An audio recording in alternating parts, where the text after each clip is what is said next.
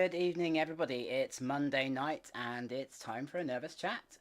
What a show tonight! I can't. I'm not going to lie. I'm still recovering from the fact that I've been able to put tonight's show on.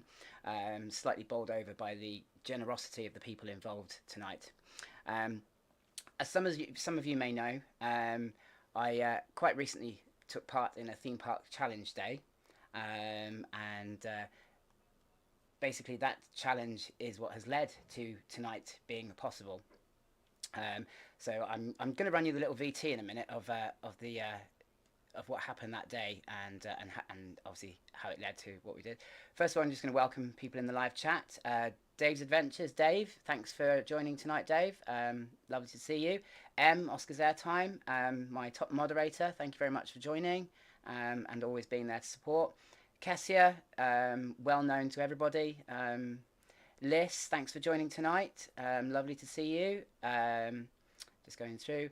Bites by Blair, I don't know who you are as your name, so if you want to chuck it in the live chat so I know who you are, rather than calling you Bites by Blair all night, then that would be absolutely great. Just having a quick look. Photo Theme Park, again, chuck your name in the live chat so I know who you are, and then I can obviously welcome you and greet you properly. Dave, I'm glad you're nearly home. I bet it's been a long day for you. Been to Thorpe Park today. Evening, Kaz. Thanks for joining. Nova Skyus. Okay, don't know that one. So please whack your name in the live chat. Theme Park Kate, lovely to see you again. Mike Jones to the attractions. Wow, we've got a lot of people here tonight. Sam Coaster Tog, the legend that is Coaster Tog. Chris, the Coaster Mule. Red Balloons 99, love to see you again. Neil Graham. Poppy, lovely to see you. Callum, great to see you as well. Sean, fantastic. And Theme Park United, I can't remember your name either, I really apologise. Well, thanks for joining tonight. And Lauren, Lift Hill Lauren, wow, thanks for joining everybody. You're all absolute legends, and thank you for joining. I hope I can deliver the show that you're expecting this evening. So without further ado, as I said, I took part in a theme park challenge day arranged by Mike from Journey to the Attractions. And one of the challenges that I had to do was to dance with the ThrillMakers. Now, I misinterpreted the challenge slightly, and actually thought that what I had to do was have a dance with a ThrillMaker. So I acted upon that being the challenge. And of course, the resulting dance has now become somewhat legendary, I think, in the theme park community, and has been referred to many, many times. But here's just a short clip of what happened that day.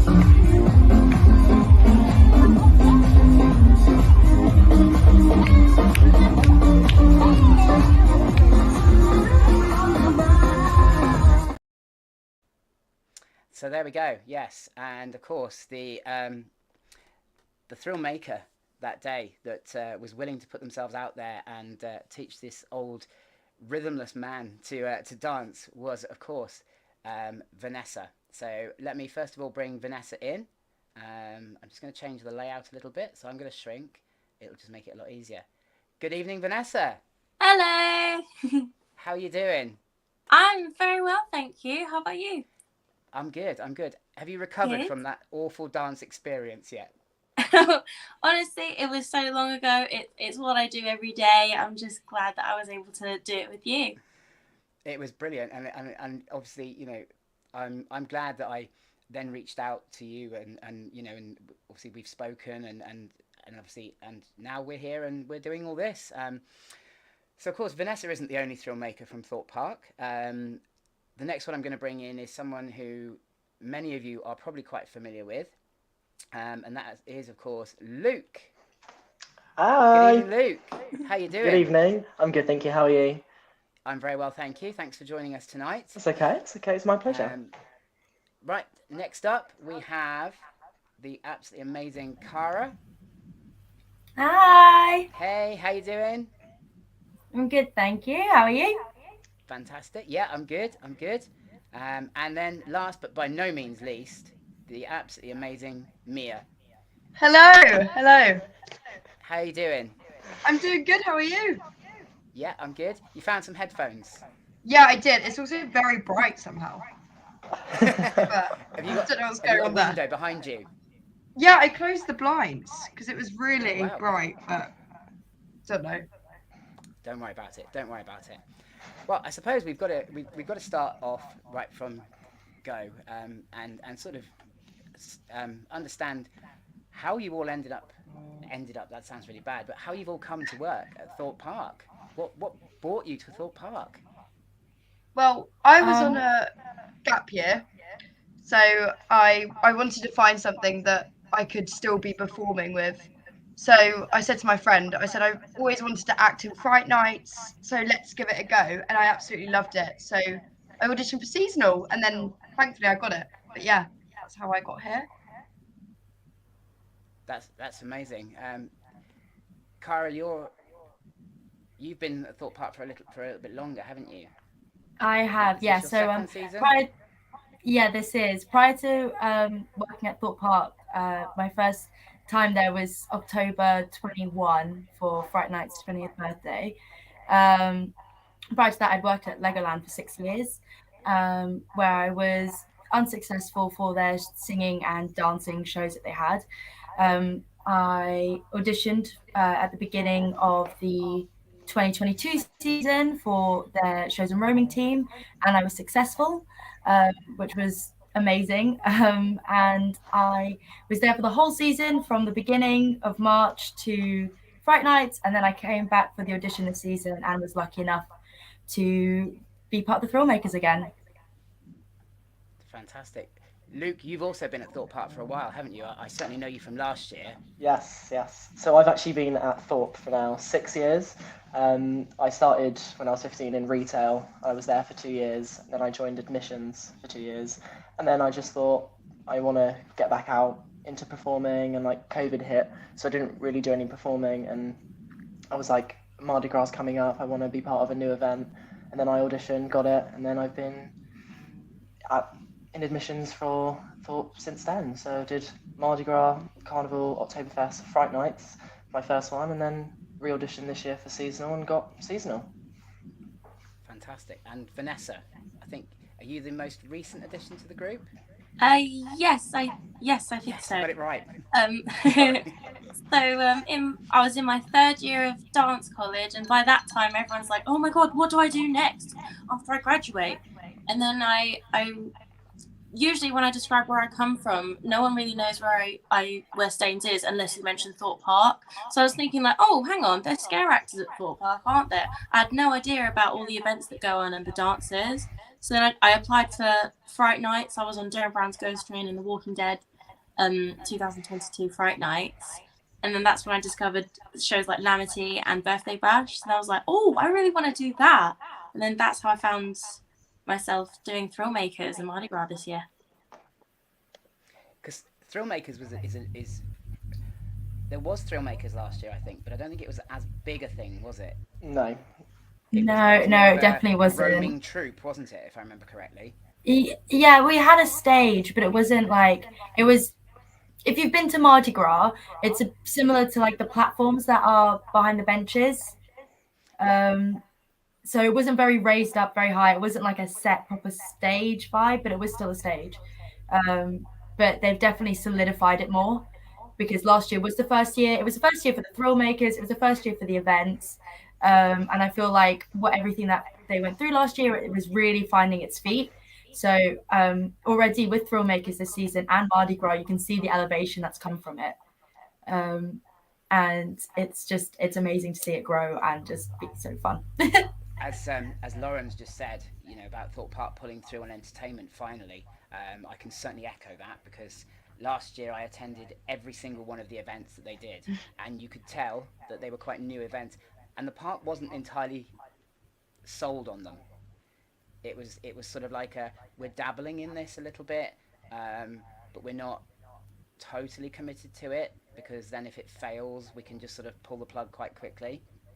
Whereas this year, it feels like they've realised that events like Mardi Gras, Carnival are actually now crucial parts of theme park sort of day-to-day events, and they certainly have or certainly seem to be a lot more committed to delivering them a lot better. You know, as you say, the ThrillMakers this year, I don't really remember the ThrillMakers last year, but this year, even without Vanessa's legendary dancing with me, you know, I was very aware of ThrillMakers. You know, they were already very obvious and present in the park. Mardi Gras, which I experienced last weekend, so much better than last year. So much better. You know, already I could tell, and I wasn't even there really reviewing Mardi Gras last weekend. Last weekend was for Ghost Train, but we'll get onto that in a little while. But you could feel it in the park. I think it could still, I mean, I don't know how you guys feel about it. It could still be spread a bit more across the park. It's still quite. I think the exciting part about the entertainments team, I think gradually it's just getting bigger and bigger. So I think Agreed. each year it will just get massive. But right now it feels big. But I feel like next year will be even bigger, and I think that's even like it's just exciting to come. But yeah. Yeah, I agree. Like, I think, especially from yeah. last year, especially like from last year, like the level of intensity from Mardi Gras to this year, they've definitely like looked at things of what maybe didn't work and what things they want to work this year, which is something they've definitely implemented on. And as like Mia said, like it's just going to keep going up and up and up. And then I think by next year it could be even bigger, like better. Each year is always a nice foundation to build off of. Yes, yeah, I know, and it's lovely to see. Sorry, Cara, go ahead. Oh, sorry. No, I was just going to say the other thing is that what they have to think about as well is that not everyone, similar to like Fright Nights in like the mazes and the scare zones, like the set scare zones, is that not everyone comes to Thorpe Park for the entertainment. So yeah, we have the parade that walks through, but when we have a set area that's like, this is the Mardi Gras area, that means that people know, oh, I want to go and experience Mardi Gras. I want to go try the food, try the drinks, see the shows, see the live bands, go to this area, this is where it is. Whereas anyone else who's coming in and doesn't really care can just go and enjoy the day, and they don't feel like they're being bombarded with entertainment that they don't really necessarily want. Agreed. See, I'd never thought about it in those terms at all. For me, it was just you know, why is it so focused? If you're saying it's Mardi Gras, make it Mardi Gras across the park. Hadn't really thought about it in the same terms, because in Fright Nights, yeah, I understand about that one. You know, not everybody wants to be scared. I have an opinion about why you would go to a Fright Nights event if you don't want to be scared, but you know, I do understand it. So yeah, but I hadn't really thought about it with the other events as well. You know, for me, it was just it's nice to feel it across the park. You certainly can feel it more this year, as I say, but it is. So but it's not been focused in just that bit next to Detonator this year, has it? The stage is around next to the Dodgems, but the food is spread out more. It's not hidden away sort of in Amity, tucked away, which is really nice. Because I just kind of felt last year that was lost. The food area was just lost. Yeah, it was by the teacups, wasn't it? Last year they had like two food trucks by the teacups. If I remember properly. Yeah, which was kind of like out of the zone. It was, yeah. It was completely. It was almost like it was a separate thing. And it didn't totally work. Whereas I think the food options this year as well are great. The po' boys, I think it is. Yes. And the beignets. So good. Yes. And those beignets are so good. Options. You know, it was just it was really good to see vegan options as well. So I'm very much loving Mardi Gras this year. You've definitely delivered a much better experience. You know, and I think it's as much down to you guys as it is anybody else. You know, the effort going in, you know, is noticeable from a customer perspective. So you know, it's I think it's you guys. Oh, sorry. Go ahead. I was just gonna say, I think something to note is also, like, I know what it seems like from a guest point of view, coming and experiencing it, like the 2 different seasons. But something that we've noticed as well is that there is a new role that is in the season that's focused on creating the shows and the roaming and stuff like that. There's like 3 separate roles spread across the whole entertainment team where they're focused on it. Whereas last year it was one person who was also like show captaining us and having to lead rehearsals and create dances and choose songs. And I think I don't want it to come across that there wasn't any effort put into it last year. It's just when it's like 1 or 2 people that have a very small amount of time to create a 10-minute show. And a lot of responsibility. And they're already having to look after the team when we're out on park as well. That is a lot of pressure on someone. So I know you're not trying to offend it. I just want to put that out there. And I wasn't critical of the shows. The shows for me were kind of the saving grace, if you like, of what of the event, so I totally appreciate that, and I get it. It was a new event, so they didn't want to commit huge amounts of money to it, but this year it feels like they saw that there was potential last year, and they've built on that, and they've they bankrolled it a little bit better, and it just feels overall a more polished event, which is lovely to see. So obviously you've been ThrillMakers, you've been, or you are being, Mardi Gras people right now. Are you all coming back for Carnival as well? I know I'm going to get loads of people asking this question, so I thought I'd just get this one out of the way quickly. Yes. Oh, yes, we are. Yes, we are. We don't know what we're going to be though yet. So we don't know what characters there are. We don't know what characters there are. We don't know what shows there are. We know nothing. All we know is that we're there. But the ThrillMakers are coming back. Yes. That's fantastic to hear, because as I say, I know that quite a few people are, let's say, hoping that consistency is key, isn't it, in a lot of things as well. If you've got the same group, you all get to know each other. And obviously I've seen from Insta stories and things that you all get on, or appear to get on very well anyway. Definitely. It's a beautiful family that we've got now. That's one thing about Thorpe Park. It's just such a good community. Agreed, yeah.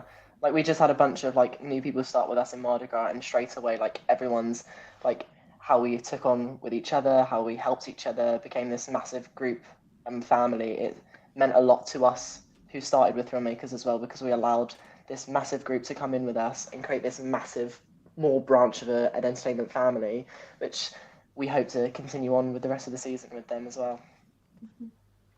Yeah, and it will show, because as I say, it's already showing that there is a gelling of the team. It's that's already quite apparent. I mean, I'm no theatre critic, so tell me to shut up if you think I'm completely off base. You guys know more about the industry than I do, but it certainly feels more gelled, and as I say, like you do all know each other on a personal as well as professional level, and I think that's it's the same with any team, isn't it? You the more you know each other, the more you can predict what each other are going to do, and that allows you a bit more, almost freedom, I suppose, to play off each other, which I think as well.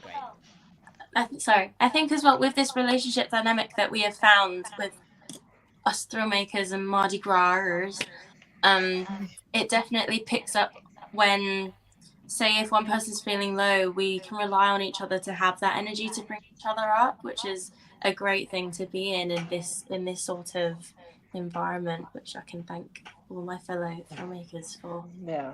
And I look forward to every single day. I'm so thankful for it.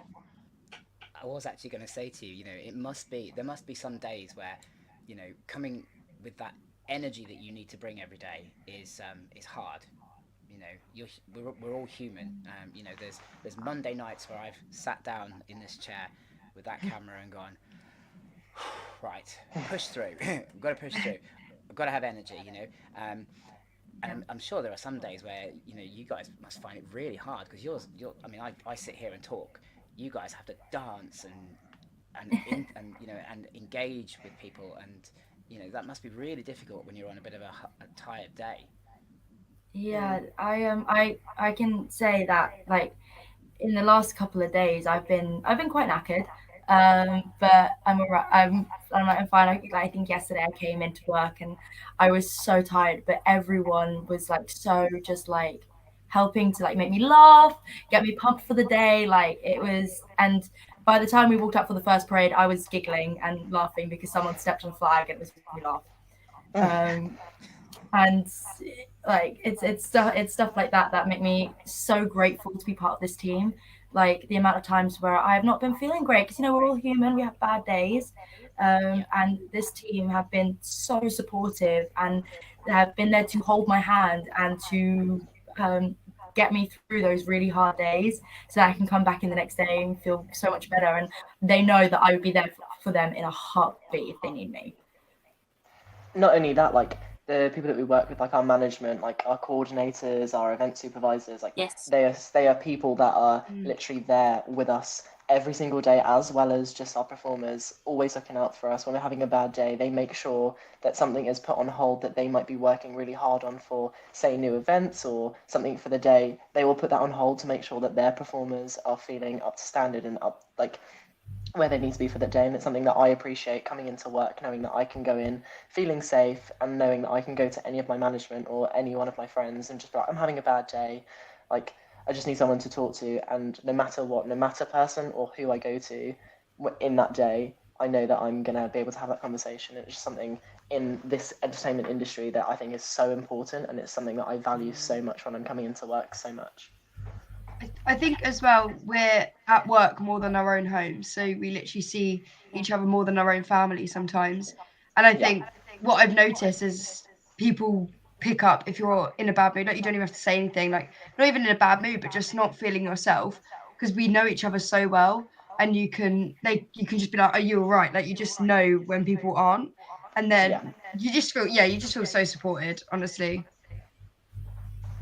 Yeah, I mean, and obviously we're at the moment mental health is everything, as we all know, and I talk quite openly about my own personal struggles. I suffer from depression and anxiety, and and sometimes really have days where I literally will just lie and cry.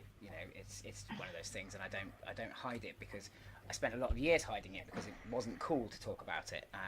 It's so nice to hear that you've got a management team and coordinators who are listening to you guys when you're not feeling great and supporting, because that's so important these days. If COVID's taught us anything, it's that mental health is probably one of the most important things that we can support people with. And sometimes it is Absolutely. just a very simple, "How are you today?" Mm. Opening up that conversation. um, you know, and I think it's great that they're doing that, and of course that gets the best out of you guys as well, doesn't it? It's a team. Yeah. It's even if it's for selfish reasons that they're doing it, and I very much doubt it is, but if you guys are happy and feel like you're listened to and supported, then of course you're going to give your absolute all to what you're doing. And that definitely feels and comes across. As I said, the energy that comes from you guys is just massive. Yeah. And it's definitely feeling through the park. And As I say, it's great to have that now at Thorpe Park, because obviously we all know Chessington have been doing great shows and events, and I think they have their own way of doing things almost, which is very much very unique, and they're very good at it. And I've often said, it's a shame that the other parks don't copy at least part of what they do, and that now feels more like that is happening. That the importance is being placed on these shows and on supporting the actors, and getting this energy pumping through. And because I mean, Thorpe Park it's a thrill park. You expect high octane energy.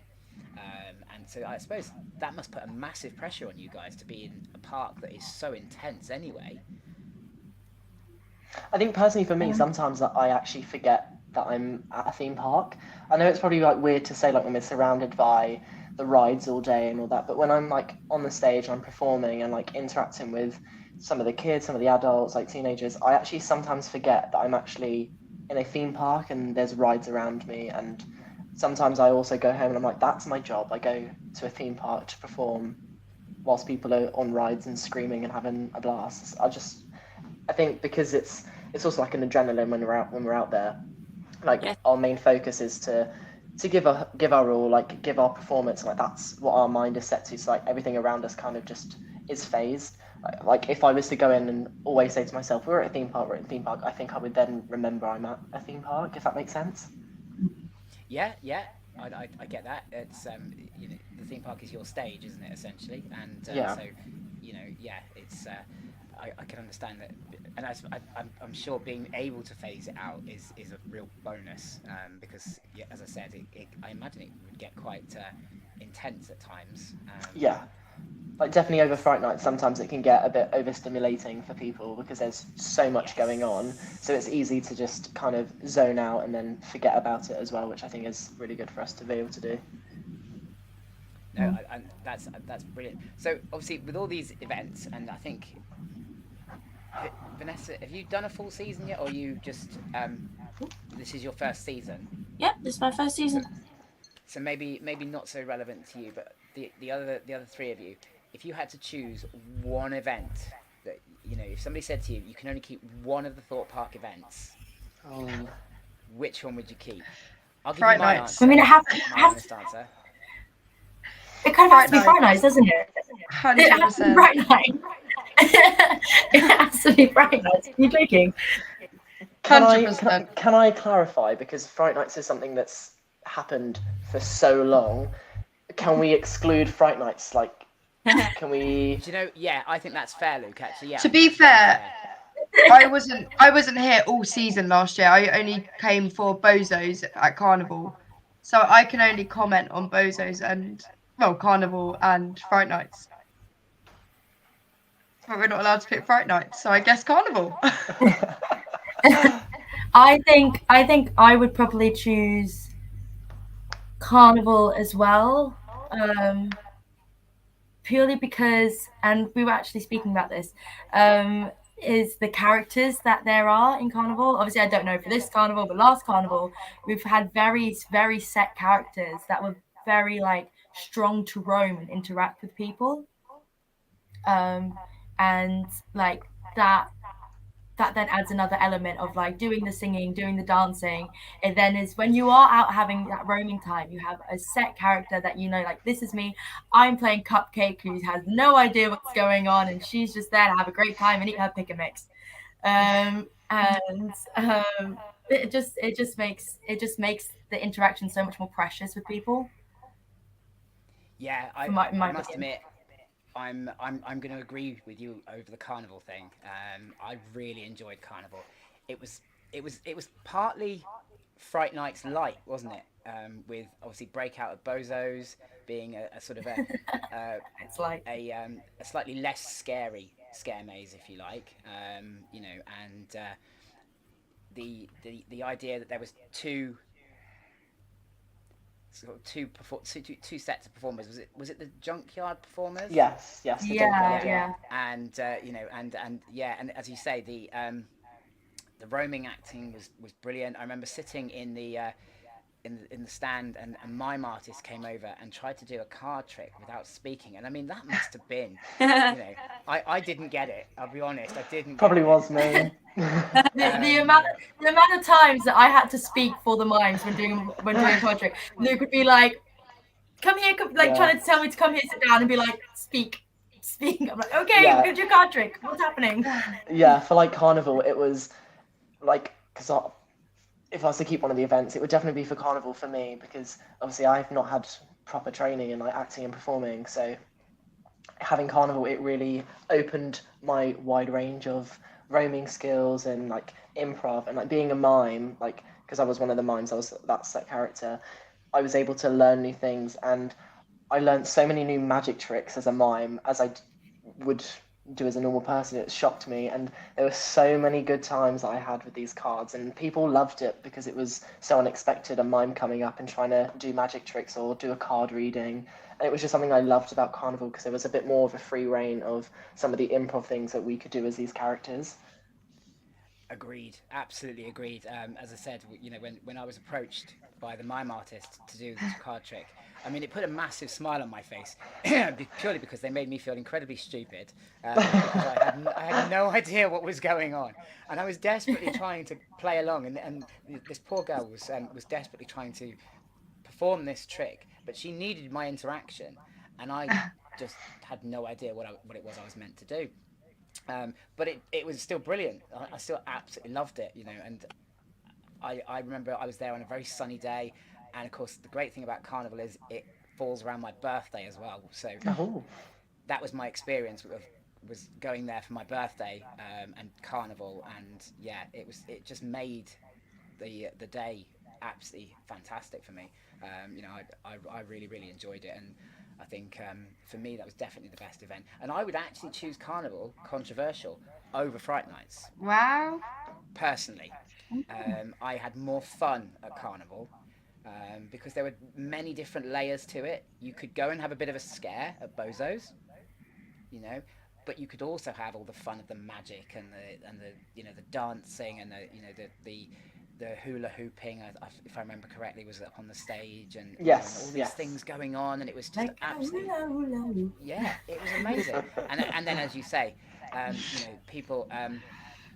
There was the character that was just there eating pick and mix, which I thought was brilliant. That must have been every little child's dream character. You know, just being allowed to stand there and eat pick and mix. I mean, what was not to love about that? There was one day where I had pick and mix, and I asked them if I could take it out with me, and they said no, and I was very upset. I They wouldn't was like, even "Can I let you take this have out with me for the character?" You're like, "No." I was like, "Oh, okay." So obviously, as well as the events this year, we know that we've we've got the I'm gonna ask now the controversial possibly, the reimagined Darren Brown's Ghost Train. I'm assuming that you've now all experienced it. I have not, no. I came Okay. as a guest, so I went on it. I have, yeah, I've come Friday. as a guest. Yep.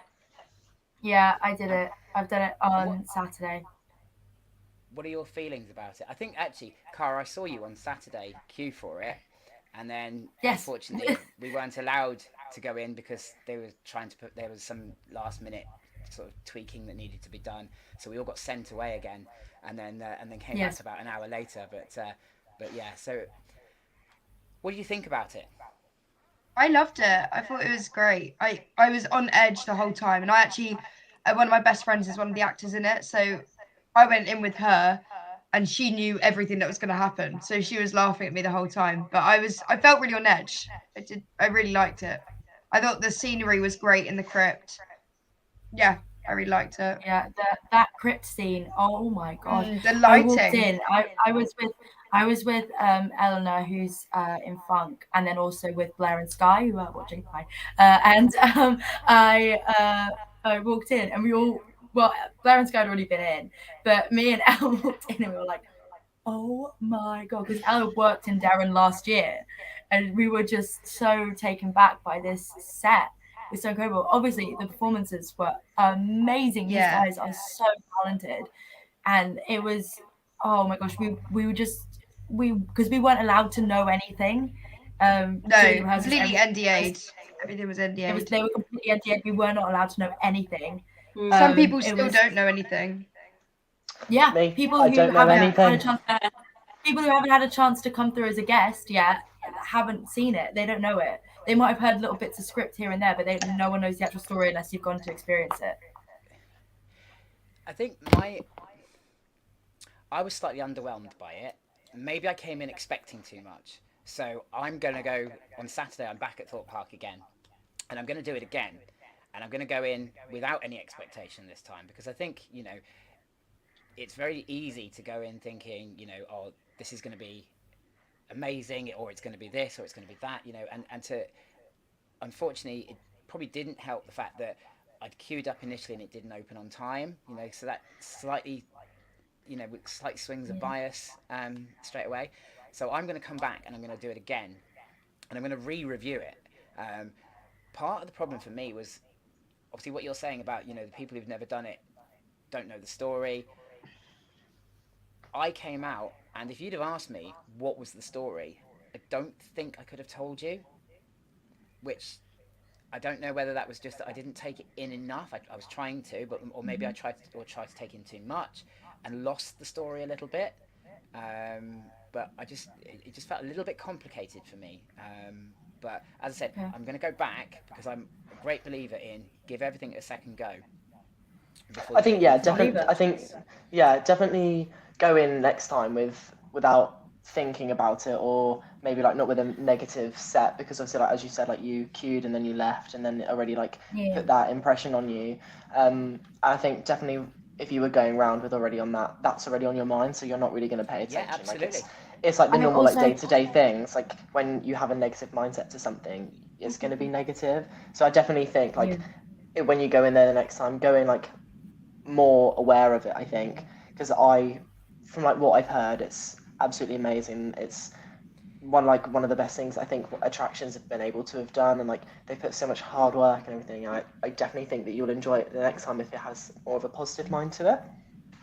I think also is something I feel like people go in expecting a Fright Nights Impact scare maze, which is kind of what it used to be with the weird, not very great VR headsets. But now it's more like a play, and it's more like London Dungeons. You go in and you experience it, and you it's not I'm in here to get like a hand in the face. It's creepy rather than really horror. creepy, instead of like exactly. That's exactly how to put it, Mia. Yeah, I would agree. I didn't find it particularly scary, but it was creepy. Yeah. And there are some bits that I'd love somebody in the know to possibly explain to me. There were things I feel were probably crucial to the story that I just wasn't getting. So I'm hoping that somebody at some point might be able to enlighten me as to what the importance of those aspects were. I won't talk about them now because obviously Luke's not done it, and it wouldn't be fair on him or anybody else that hasn't done it. But yeah, let's say I'm going to go back and I'm going to give it another go, because that's only fair in my opinion. And I also believe and have heard that that a lot of the early reviews that have come out have been taken on board, and the adjustments have been made according to some of the criticisms that were sort of levelled at it, which is great. That and I think Merlin this year, actually, it's not the first time they've done that. They've listened to people and thought, actually, yeah, maybe, and made adjustments. So and I'm hearing that. I mean, it might just be that people think that they've made these adjustments, but I'm looking forward to going back, and I'm looking forward to giving it another go and being able to go, do you know what? I was wrong. And I will say that in a video on YouTube. If that is the way I feel afterwards, I will come out and go, do you know what? I was wrong the first time. This is actually much better than I thought it was. And I hope that is the case. I really do. I want them to make me go, no, you were wrong. You didn't get it the first time. This time, you've got it. I'd rather come out and say that than come out and go, no, still not keen. So that's my feeling on it. Is I'm going to give it another go and definitely see where we go. I completely agree with you with what you say about how like Merlin this year has definitely listened to people. Like one thing I know about Thorpe is that they're very much about their clientele, and that's why we try to push the importance of our KPI machines, because we love to hear how people's days go, like what things went well, what doesn't, so that each year we can listen to the clientele that comes in and what suits them, what doesn't, so that every time, or each year, it can just keep progressing. Because it's one thing that I know that Thorpe do every single year. They take all of these feedbacks and they sit down, they go, okay, this worked, this doesn't work, maybe let's push this one a bit more and reduce this one, as this one's got less of this. And it's one of the reasons that as not just us as the employees at Thorpe, but all the other departments try to push these KPI machines so much towards guests so that we can hear feedback to make the park even better each year. I know. Especially I also know those. Sorry, Beans. You go. No, you go, man. Okay. I know those things work as well because we have a staff version of it called KEI. And for example, one of my managers put in that we should have music in our canteen just for like ambience. The next day there was music. So like I know they actually do look at those KPIs and because they look at our KEIs, so they're just as much as important. So yeah, it's definitely worth if anyone's ever got any feedback to put it in those. And those in the chat that don't know what a KPI stands for, it's a key performance indicator. So it's all about the performance of the Thorpe itself, or anything that we are performing well on or performing less on that we can improve or just stay where we are with it. So key performance. And they're just the iPads as well. There's iPads by Detonator. There's iPads coming out of the dome as well. So and there's one in the Vibes kitchen as well. Yeah, there's one at Swarm and by just as you leave Black Mirror Labyrinth.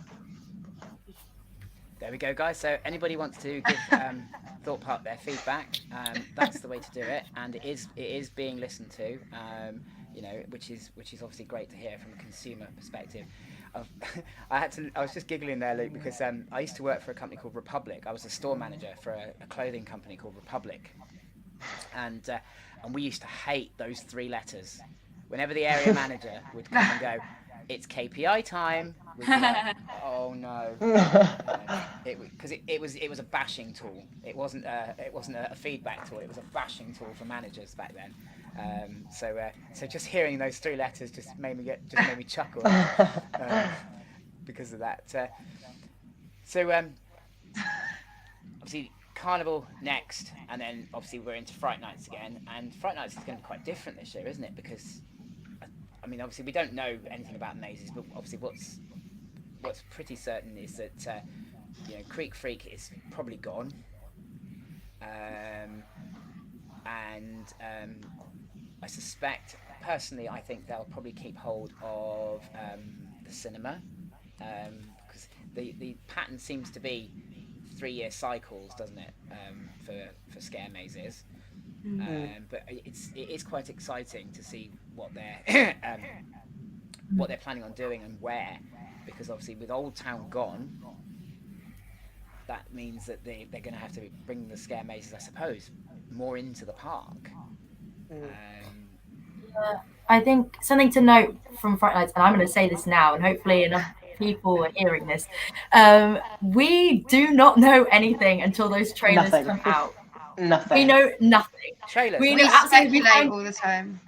Yeah. We We'll have speculate a all the time. We conversation. had no idea. Yeah. We had no idea what survival games was until the trailer came out. And I know some of us will be used for the trailers, but we're all NDA'd when we do. We have to so go we can't talk about it anyway. So when we get to Oktoberfest and you see us, if we are walking around the park, that's what we may know. Ask us what's we may know some things, but we're not we allowed to say. We won't know, or we won't be allowed to talk about it. Yeah. And it's quite hard. Until the trailer's Absolutely. released. Which the trailers are normally released in Carnival anyway, like throughout that time. Wasn't it like one a week? Yeah, it's like towards the end of Carnival. So like in Carnival. Yeah.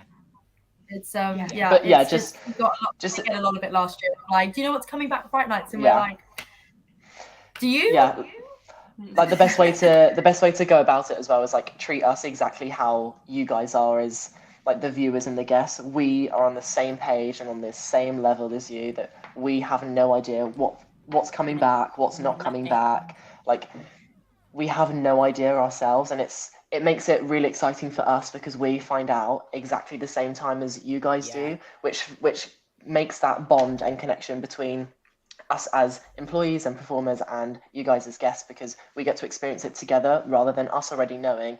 And then it's like, oh, we've known this whole time. Like it's that nice thing that we all get to experience it all together, which I think is really nice. And then with that as well, like casting wise, we don't know what our casting is until our big Fright Nights induction. We're all in this big room in the marquee. We're all sat there. They do the whole induction, and at the end of the night they split us in groups, and then they tell us what each group is, and then after that they go, you can now post it on social media. Which So is we like can't the even- first week of we don't even September. know. Yeah, we don't even know what we're doing until literally, like, some people, I think last season it was the Crows had a rehearsal the day after the induction, and they didn't know until that evening Yeah. because It's a quick they keep things turnaround. so on the down low. Yeah. They keep things on But so on it's the down low. yeah, it's an exciting turnaround as well, because when we find was gonna out say. what we're doing, Yeah. it's so nice. Like, because I was stressing so much last year because it was my first Fright Nights. I was like, oh my god, I just want to know what Stressed out. I was like, I just want to know what I'm in now. And then when I was able to tell people what I was in, they like the positive feedback that I got from people made me happy as well, because I was like, I found out basically kind of the same time as you guys, because I'm posting as I've just been told, and it was just really nice. Like, it can be stressful for us because we just want to know, because it's exciting for us Only because 'cause we're we're going to be nosy, performing though. in them. Yeah, and like because we love like what we do, and like we're going to be performing, we just want to know there and then. But it's also nice because we also get that like adrenaline and like rush of like, oh, what am I going to be in, the same as like what the viewers expect or what like they want us in, because like something that we all did last year, like we put on our socials, like, oh, what do we think that we're in this year, like once all the lineup was out, and having everyone have that little communication and contact with us of guessing what we were going to be in, and it was kind of nice to see for us, like, oh, where do people want us this year, and all that. quite It was cool. just yeah, it was a nice little During Carnival, connection. like everyone's conversation is Fright Nights. Like it's Yeah. crazy. And I hadn't done Fright Literally. Nights, and I was doing Bozos, and I was like, oh my god, like there's so much pressure for this, but it was the best, honestly, the best. As YouTubers, we absolutely love speculating about Mhm. Halloween. As do we. Halloween As do we. and new Yeah. rides are Yeah. probably the two hot topics to speculate about. You know, and obviously, I know I did it, and not on quite the same scale because obviously Jack's much bigger than me as a channel. But you know, we all did a reaction to trailers from Yes, Fright Nights, yeah. you know, about, you know, what did we think they meant, you know, looking for the Easter eggs, you know, and it's great fun. We do love it. So as much as we want you guys to tell us, we don't actually want you to tell us. No, you like you finding know, out with everyone as well. we do. We love it, you Yeah. know, and it's because, as you say, it keeps the excitement, it keeps that anticipation of, you know, oh, what are they going to do? What are they going to do? And then, of course, when they start building the sort of sets as well, and you start Yeah. seeing those take place, you know, that's really exciting. Yeah. You're like, oh, what are they doing over there? Oh, I've not seen that before. You know, Mhm. what are they doing? And it is exciting. And I say, it's, you know, it is food for us YouTubers. Yeah. very much. Yeah. Like as Mia said, like we can be nosy. Like I, especially over Fright Nights, loved watching people's speculation videos come out. Like I'd go home after my day and I'd just sit there in bed just watching everyone's like conspiracy theories or like what they think's coming back. And like when Jack Silkstone did his like live premieres of like when the trailers came out, and then straight into like his podcast of like what did they think it meant. Like I was so invested in those. Like even though I knew that I was going Yeah. to be performing in this, I was so invested on what people's comments were going to be, like what their thoughts were. Like it was so lovely, and I've never got like myself involved in something like that so more than I did, even though I know I was working there and I was going to be doing it. It was I loved it. I'll bear that So with I you this year remember because, like Cara. I remember watching it. Like we'd watch the trailers, and then we'd all get in our big group chat, and we'd all be texting and be like, "Oh my god, this is so cool!" Yeah. And we were like, "Oh my god, what's behind next door?" Because obviously last year it was the doors. Yeah. We'd see people in our cast as well. Like when I was in Bozos, people in Bozos were in the trailers, and I was like, "Oh, I saw you in the trailer! It was sick!" Yeah. And they just NDA'd the whole time, and they knew the Yeah. whole time. Yeah. It I is know, exciting. I know when I spoke to Kirby a couple of months back, obviously we briefly touched on Ghost Train, and he knew that he was going to be working in the Ghost Train team, and that was all he could say. And he was like, and you know, and when I spoke to him afterwards, after we stopped being live, and he was like, I'm dying to say, but I can't say anything, you know, because I'm just not allowed to say it. And I was like, mate, I totally appreciate that you held your tongue and kept that quiet, you know, because it must be, you know, quite tempting sometimes to, when you know in advance, you know, but yeah, you know, it's as I say, it's exciting for everybody, you know, as is each of these events, especially when there's known characters. sort of, and I suppose Fright Nights is the biggest one for that, isn't it? Where Yeah. you know, birthday bash, obviously, absolutely amazing. I absolutely love birthday bash. I loved birthday bash. They're I so Yeah. good. There was Thanks, guys. this clown, Turvey, which was really funny. They were really Really? funny. That was really short brown hair. I don't know who that could have been. Really? I loved watching Mia as a Wow, guys. clown or Jack in the Box. You kind of Clown. gave the essence of both. Yeah. No, I loved Mia as Granny. Oh, I was Granny probably the most. I loved playing Granny. It was great. Do you know It was great. Fright Nights, not last year, the year before, when Birthday Bash was obviously brand new. I went with one of my sons. I've got 3, and the middle one, he's totally unfazed by horror, so he wanted to come to Fright Nights, and so we bought him, and he absolutely loved Birthday Bash. I mean, he's not one of these people who will sit and watch a full film or anything, but he was so invested in Birthday Bash. Literally, he was captivated from the go to the end, you know, and so it is a great show, because it's sort of horror, but it's kind of not horror because it's also comedy, and it's I love it. There's lots of genres in there, and it's also a musical. Yeah. It was great fun. Great fun. it's giving Little Shop of Horrors. Yeah, it's Yeah, it giving was. everything. Everything. Yeah, absolutely. So, obviously, you guys are probably aware of a lot of the different scare mazes that have existed over the years.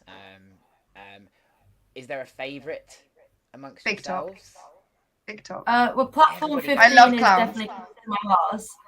Good. Platform 15 is definitely close to my heart because that was my first ever scare maze that I was in. First and only, really. Except for my one night debut in trailers for ScareCon last year. But yeah, Big Top was my first ever scare maze I did that I went through.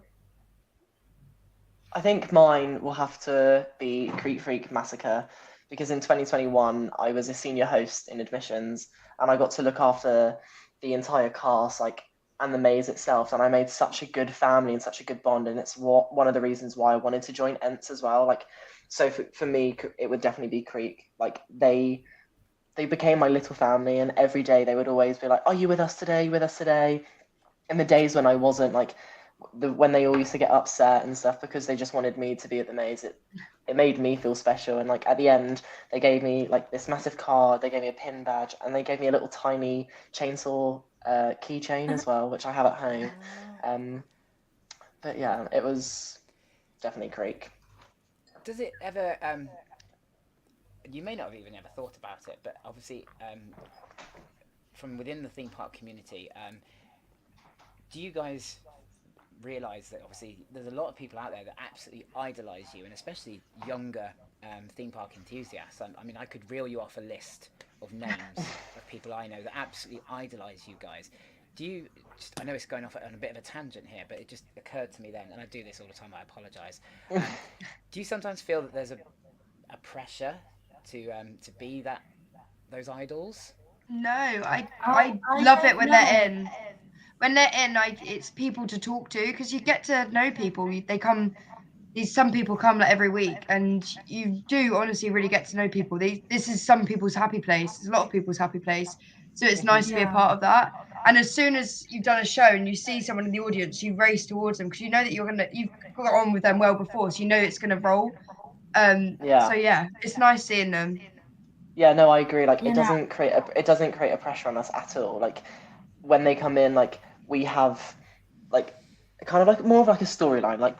We'll first meet them or something, and then they'll come the next day, and the interactions we had from before get to continue and create more and more of these interactions with them, and create more of a professional friendship with them whilst as performers and then being as guests. And when they come, as Nia said, it's their happy place. When they come and watch us, they feel so happy watching us. It's kind of their little safe space and safe bubble where they can come to us as performers and just be themselves, the way that we can come to work and be ourselves. It's a nice blanket and barrier that they can have that security to come to us and just be themselves. And it's one thing that I adore. And it doesn't ever put pressure on me. I love when people come up to me and be like, oh my God, like you're amazing. Like, and all this, like the amount of friendships that we've made with a lot of enthusiasts that come, like is amazing as well. It's nice to know that you're sorry, Cara. It's Okay, you go. It's nice to know that you're just part of something bigger than you thought. Like me, before working at Thorpe Park, I didn't know anything about the theme park roller coaster enthusiastic world. So when I came to Thorpe, it was just nice knowing that I'm a part of making someone's day. Again, touching on what Mia said about Thorpe Park and any theme park being a people's happy place, and knowing that you're adding a splash of colour to their lives, as we say, ThrillMakers. Yeah, I mean, you know, for me, humbling, you know, obviously,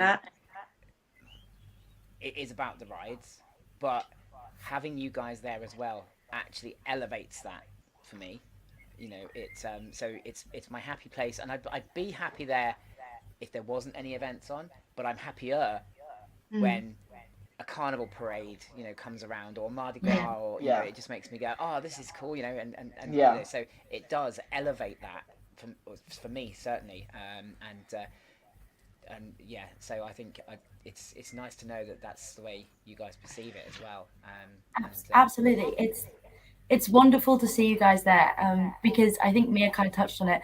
It actually alleviates the pressure, because we know that when we come up to you, we're going to have a good interaction, because you're going to play along with the characters that we are. You're not going to try and catch us out. We can trust you. Yeah, it's the easiest interactions we have. I remember when we came back to ThrillMakers, I got so much of from random people that weren't theme park enthusiasts, but had come through Fright Nights and were trying to be like, oh, what are you dancing over there in Amity? And I'm like, no, that's not me. I don't know who that. I'm not here for Fright Nights. It's too scary. But then there's when we get the people who are the theme park enthusiasts or park enthusiasts that we know that we talk to a lot. And they go and they're like, oh, there was this weird person that looked exactly like you dancing in a high school full of vampires and werewolves. It was really weird. And you're like, oh my God, that's so scary. That's so weird. And it really makes the interaction so much more fun. And you can play, you get to play with you guys more, because that's what we're doing, is we're playing, you know? Yeah. You play pretend when you're a kid. It's that. And it's so much easier when you want to play along. Yeah, I agree with you, Cara. And especially we all have an idol or a celebrity that we all look up to, and we just wish that one day we can be like, oh, I'm doing this because of you, or something like that. It's kind of that nice feeling, because the amount of enthusiasts that are into performing as well has come up to us. It's oh, one day I want to be up here dancing like you are, or performing. It's a nice thing of that we get that as well, even though it's entertainment at theme parks is quite a small community itself. It seems big, but it's quite small compared to the West End and stuff like that. It's having smaller groups also come up to us and be like, oh, I keep coming back because I want to see you guys, or I want to be like that when I'm older, or I want to be doing that. Knowing that we inspire people the way that our idols or celebrities inspire us, it's that nice feeling of that's what makes me want to keep coming to work. Makes me want to do my job even better for those people. Yeah, I agree. Yeah, that's brilliant. That's absolutely brilliant. So I thought, as a bit of fun, guys, here we go. You thought this was going to be easy. So I've written a couple of questions. Okay, they're not difficult questions. They're all Thorpe Park based. Some very general knowledge. General knowledge. Yes. You guys will have the upper hand on these. They some very related, obviously, to what you guys do, and some less so. So we'll kick it off. Just shout out an answer. We'll see, obviously, whether people in the live chat know as well. So should we put our hands up? Yeah. We're not at school. What you did? What year? 2000. 2020, 2001. 2001. It was 2001. It was 2001. Yeah, it was 2001. Really? I thought I do hotel. Oh yes, no, it's 2001 because it's its 22nd birthday. His 20th birthday was in 2021, because I was there. It was my first year at Fright Nights. Oops. Is that right? Where have I been? Or was it 2000? No, it's 2001. It is 2001. 2001. 2001.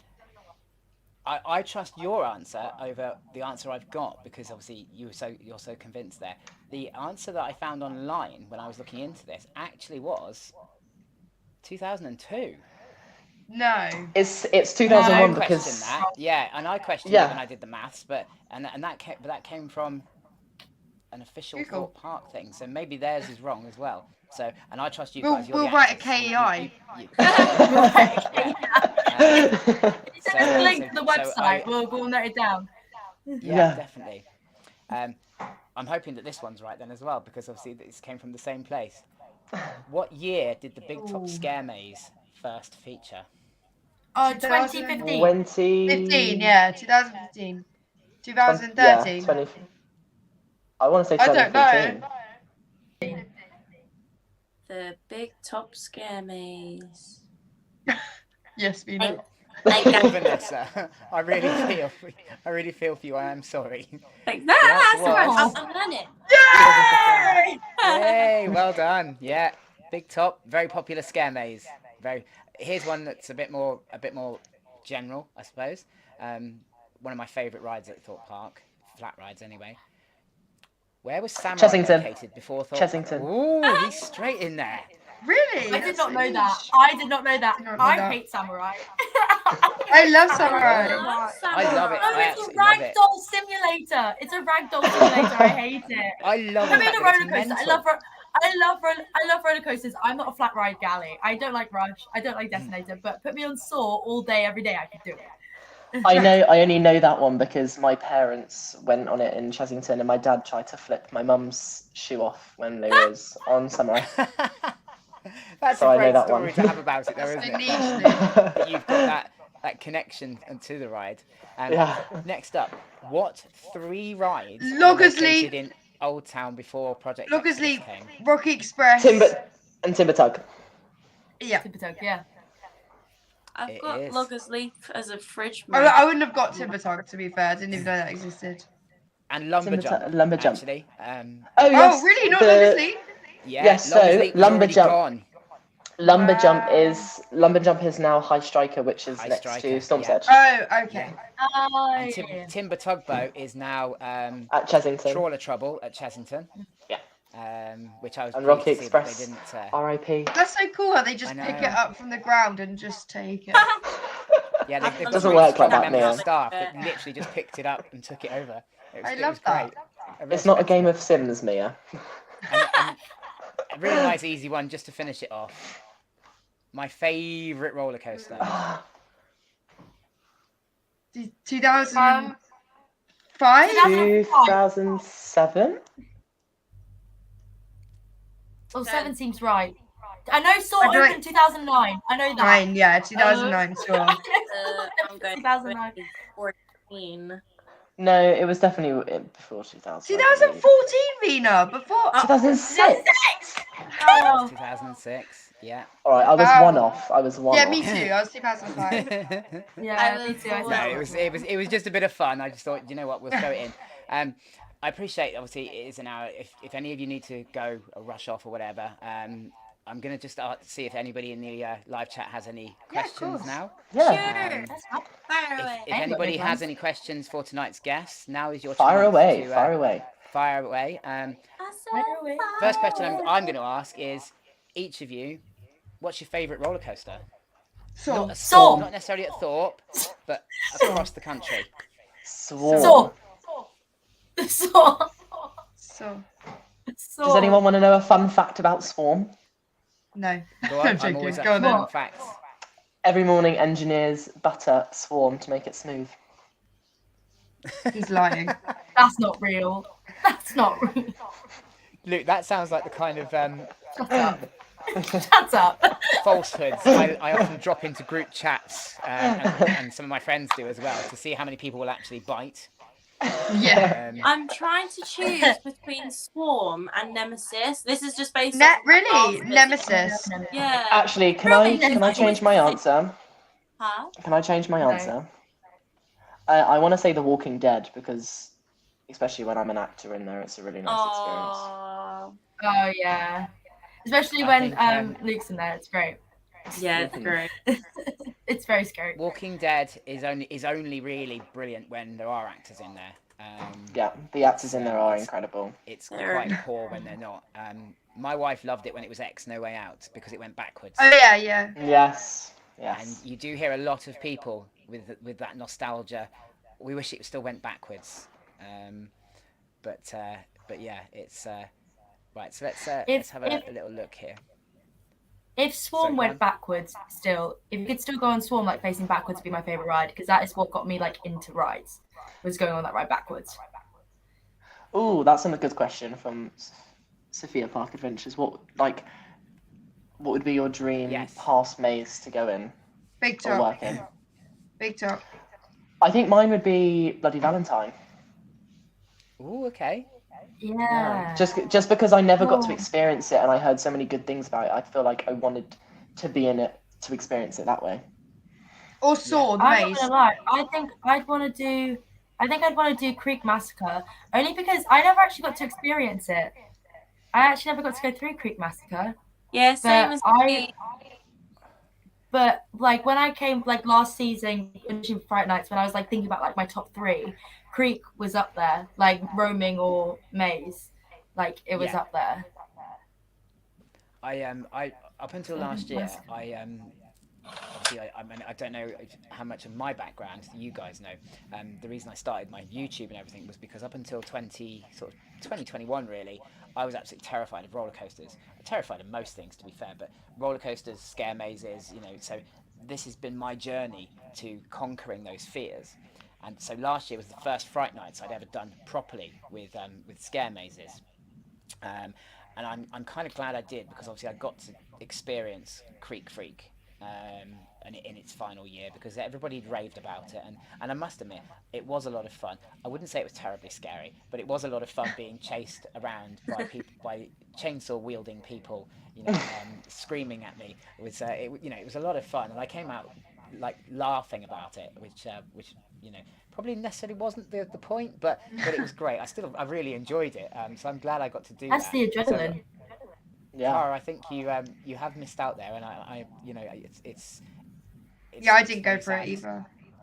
Yeah, Yeah. especially because when I was in platform 15, because I was in the final year, obviously they had the roaming Creek freaks outside, and then also the guys in the maze, and we shared a green room with them, so I got to see them all the time, and it'd be so funny trying to walk back to the green room, and you have to like kind of stay like not in character, but just like dead faced, going straight to the green room, like don't look at anyone, don't talk to anyone, and they're all there like, "Ha, ghosty!" and you're there like, Brilliant. Don't make Love eye it. contact, just keep going.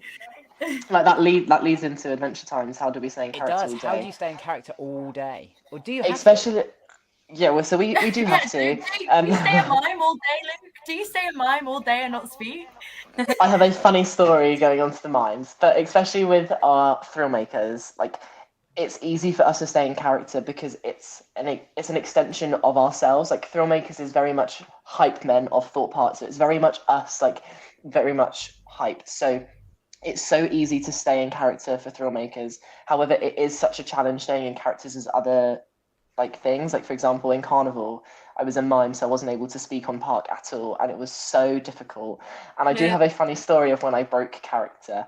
I was playing with a balloon as I blew it up, and I was screeching it as if it was my scream, just because I wanted to let a scream out, but I couldn't let a scream out.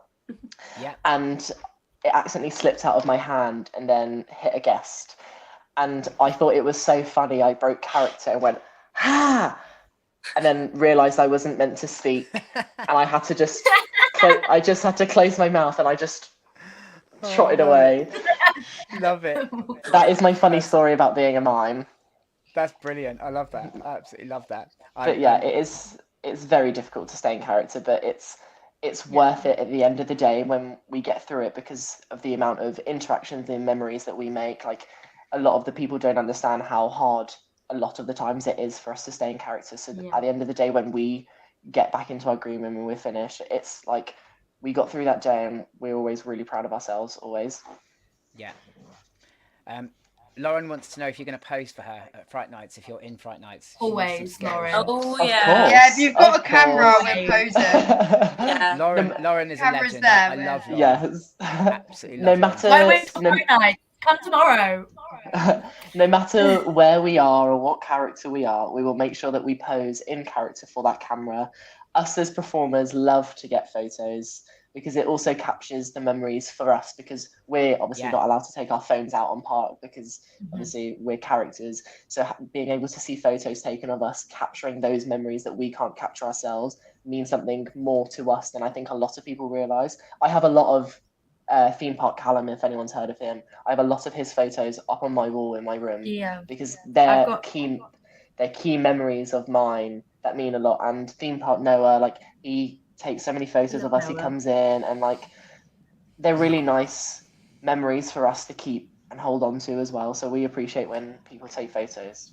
I think I Definitely. said I shared the photo with you, didn't I, Luke, from Mardi Yes. Gras last year, Yes. of on the throne, and it's one of my all-time favorite theme park photos, because it was such a good memory to have. And then Yeah. I've got another one of just randomly on my own, but sat on the carnival bit, and just something about that picture, I absolutely love it. But certainly the Mardi Gras one, I absolutely love that photo, and I do intend when I come We on love- Saturday to get more photos with you guys. Yes, So please. Yes, Yeah. please Yes. do. Please do. working on Saturday. Are Yes. you all I am working there. Saturday? Yes, Yes. I am there. And we've got a really rogue 7 p.m. close as well, which is Really Yes. really rude. fun. Ooh, Yes. So rogue. fantastic. So Exciting. But we love My friend, we love photos, Em. we love videos, all that kind of stuff. I go home every day, I don't know about everyone else, but I go home every day and I search up on YouTube Thorpe Park 2023 and then Thorpe Park Mardi Gras 2024 and see if I can find videos of myself. I'll remember that. I hope you've watched my recent one from Ghost Train. I think I did. Wait, I don't know. I don't watch too much. Like, I haven't watched the Ghost Train too much because I'm not in them. And I've already been through, so I know what it's like. I am watched only joking the- with you. Bless you. I'm just trying to see if there's any more questions here.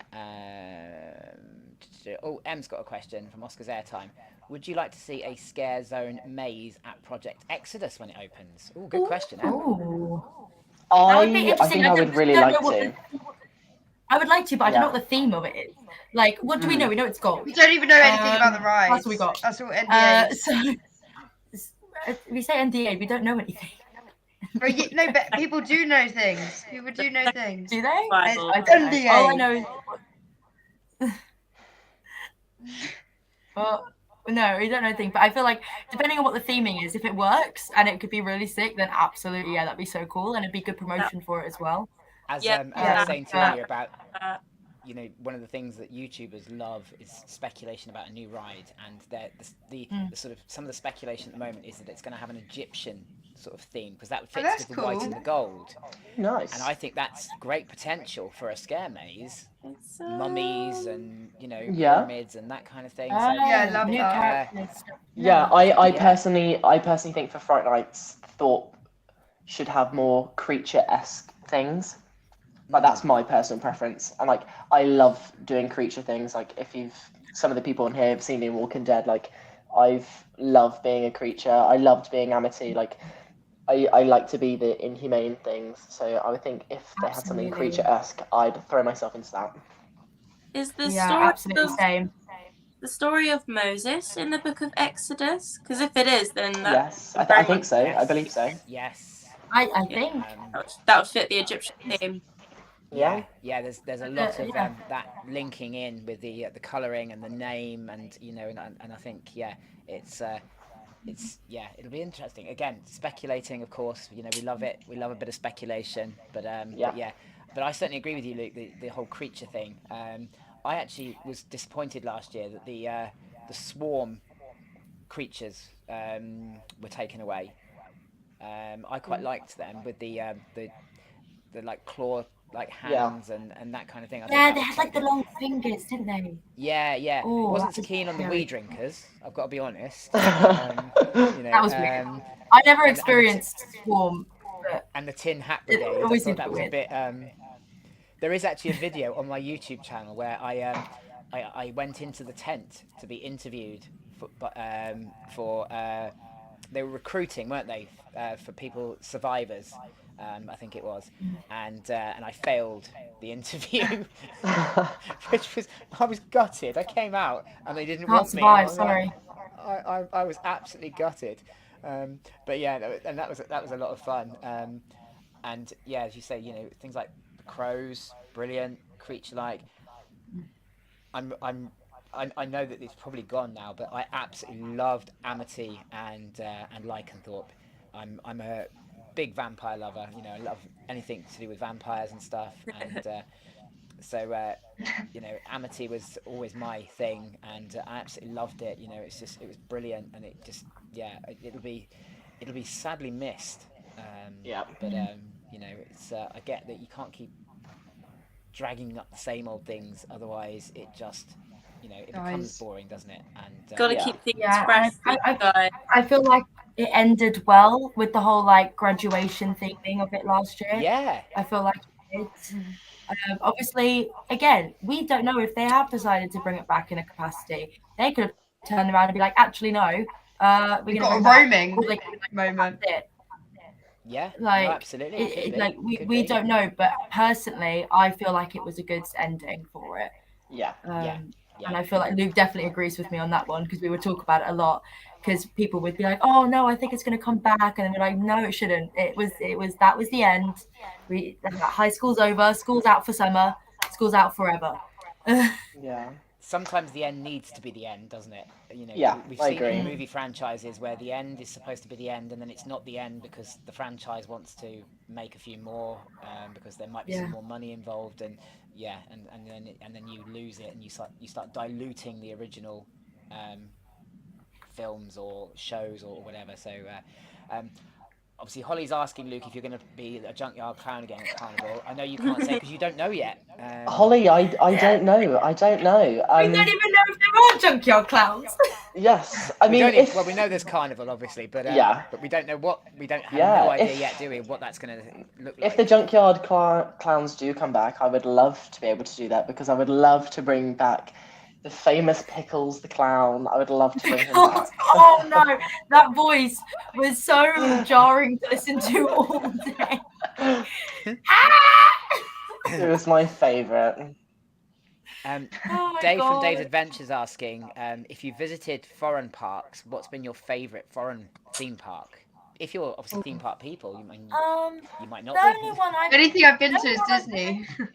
The only one that I've been to, and this isn't Disney. This is actually, it's gone now. It's been gone for a few years. I'm from Cape Town, and there used to be a theme park there called Rotanga Junction, and it was and I used to love it there. There was this one ride.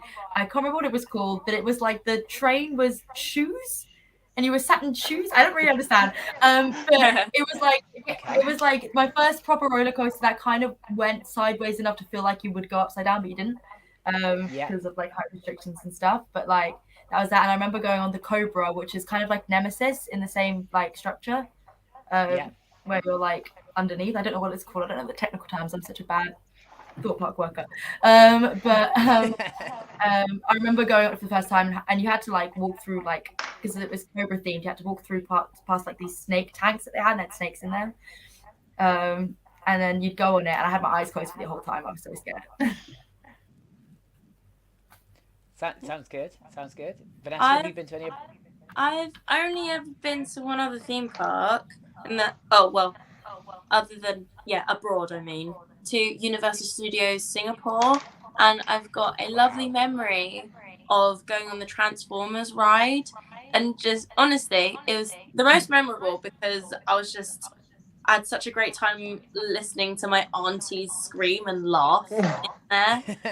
It's just so funny hearing that, and alongside my mum as well. And I've never seen her so happy as well when we're like with family in the Philippines. But yeah, that trip. What lovely memories to have based around theme parks, though. Do you know what I mean? Yeah. You guys obviously you understand it anyway, but if you didn't already get it, you can see why these are people's happy places. You've relayed a happy memory. Luke's got that lovely memory from from breaking character again because of the theme park, you know. And it's Yeah. all those kind of memories, isn't it, that we've all got. And you know, Thorpe Park actually. I think I've mentioned it numerous times, but was actually where my wife and I had our first date. And the funny story behind that was she was so hungover that she ended up throwing up in the bin outside what was the old fish and chips diner Oh my God. round by Stealth. But we're still together. We're married and we've got children now, so it wasn't that bad. But yeah, and Nemesis Inferno was my first ever roller coaster that she'd managed to get me on. It took me 5 years to get on another one, but yeah. So you know, all these memories around parks is lovely, isn't it? That we've got these. Sophia would like to know that if you guys could have your own scare maze or zone, what would it be based around? Sort of film. Silence of the Lambs. Silence of the Lambs. Ooh, good Really? choice. Cannibalism? Love that film. Film face. Mine is very controversial. It's very kid friendly, but I've always wanted. Everyone that knows me, I'm a massive Scooby-Doo fan. Oh my God. That would be sick. I would love a part of Spooky Island, like with the monsters, some of that. I would love there to be something like the monsters like roaming like there, because they've got the beach. They could use part of the beach. Like I would love, like that would just make my dreams come true, and to be part of that, like something Scooby-Doo. That'd be sick. I know it's not probably going to be scary, but We'd never get the IP. I think a cool one. If it has to be film based, I think like The Purge or something would be quite cool. The Purge would be good, yeah. Yeah. Like And The every- Purge, it could be like a roaming thing, and then they go like, right, this is your day that you're allowed to do whatever you want, and then the roaming just like run out and do whatever they want. I That'd be agree. quite cool. A dangerous concept, though. I think some people might Dangerous, take it too but cool. literally. Yeah, Yeah, very they cool. would. We'd have multiple cosmos, but yeah. Yeah. Thinking like maybe if Thorpe bring like they start doing escape rooms, but then they make one of them based off of the paranormal. Yeah. Yeah. Like, that would be Yeah. good. That's a good idea. They did kind of have like a, not an escape room, but it was I can't remember what it was called. It was Containment. in like a shipping containment. It was by depth charge. They had that a few years ago. It was kind of like an escape room. Yeah. Escape rooms are very, very popular at the moment. I've got a theme park enthusiast friend who owns an escape room company, and she's absolutely like rushed off her feet at the moment. You know, people are booking it up well in advance, and it's very, very popular. So I think that's a very good shout. Silence of the Lambs, one of my favourite. It is horror, but it's not horror. It's just psychologically It's good to rely on. creepy. It's thriller. It's a thriller. I love it. It'd either be that or The Shining. Anthony Hopkins is one of my all-time favourite actors. Something about his voice is just kind of chillingly disturbing, isn't it? Could you not just imagine though, like going into a dark room and just hearing "Hello, Clarice" in his voice, and like it how would absolutely scare the life out of me. Chills. Yeah, absolutely. Yeah, definitely. Favorite memory with a guest? Ooh. Cara. In Birthday Bash. Oh, you go first. Oh, Mia. No, Mia, you go. In Birthday Bash, I was Crystal, I think, and I had someone playing Hugo with me, and we sat in this group of like 3 other guests, and we were like in a circle, and we just did a séance, and it was great. Wow. I loved it. I've got one again in Carnival. I was with one of my friends, Josie, who works at Chessington now. We were both mimes, and I was doing a magic trick for this young boy who was doing magic as well. Like, he was showing both us all of his magic tricks, and like he was teaching us magic tricks like we were teaching him. And one of my favourite things is was doing this card trick, and all my cards fell down the middle of the table. And then I looked at Josie, and like in my mind was like, I've just now messed up this trick because all my cards fell down the table. Yeah. But I carried on, and I just picked up all the cards, and I was like, if this goes wrong, I'm going to have to improvise it. And I carried on the trick, and it worked. And like the shock on my face and this kid's face was just something that will always, like, something that will always stick to me as a mime in Carnival, of like improv as well. Like, it was such a good memory for him because he generally thought that when all those cards fell, it was part of my trick as well, but it wasn't. I generally thought that I messed up the trick, but it wasn't. I think my Cara? favorite absolutely had to be, in Fright Nights, Amity. Oh no, I've got some good ones from Platform. No, it's like I said this one. I think it was when I got really ill in like the second day of Amity. Like I was literally just doing the shows and then pretty much sitting on the bus, or I would start doing senior year polls for the yearbook because I was like I have no energy for people, so I'm gonna do this. And then I got to the point where I was like, okay, I'm bored of doing this now. What am I gonna do? And I just started drawing people, and they were really bad drawings. So I'm not a good drawer. I'm a horrible artist. I can't even do makeup. But it was. I think there was one day where it was. Oh my gosh, it's like SFX. Sophia, I can't remember. She normally goes to Chessington. Sophie. Oh yes, I think. Yeah. Is that Sophia Park Adventures? Yeah, Sophia Park Adventures. That's it. Yeah. Remember her full handle. Sophia Park Adventures. And I was drawing her, and I sat with her, and there's a video on YouTube of this happening, and then everyone started getting involved and stealing my book, and then I stole the football. And I know this isn't really a guest interaction, but it was still. I know what you're gonna say. And I was a geek this day, so I ran over this football, and then everyone's trying to catch it from me. The Lycans are trying to get it from me. The Amity's trying to get it from me, and I just go on the floor, hug this football, and everyone is trying to pry this thing out of my arms, and I'm not letting go, and I'm just on the floor like trying to get off, and then they ripped up my pictures, and I got really sad. That's brilliant. And it's all on Sophia Park's Adventures video from Fright Nights, and I watch it when I feel sad and it makes me happy. I'm gonna have to have a look at that, yeah, because I know Sophia. Funny. I get on really well with Sophia, so I'm gonna go back to her YouTube channel afterwards and find that now. I have it saved Vanessa? on my phone. Like I've screen recorded it, I have it saved because it's just everything. Sorry. Absolutely.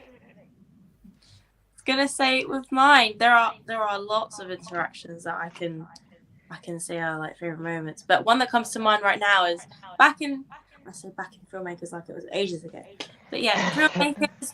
One rainy day, it was pouring down with rain, and I was wearing a poncho, and I think it was barely anyone showing up to the show, again because of the weather, but I think there were maybe like 3 or 4 people that were with us watching the Vibes show.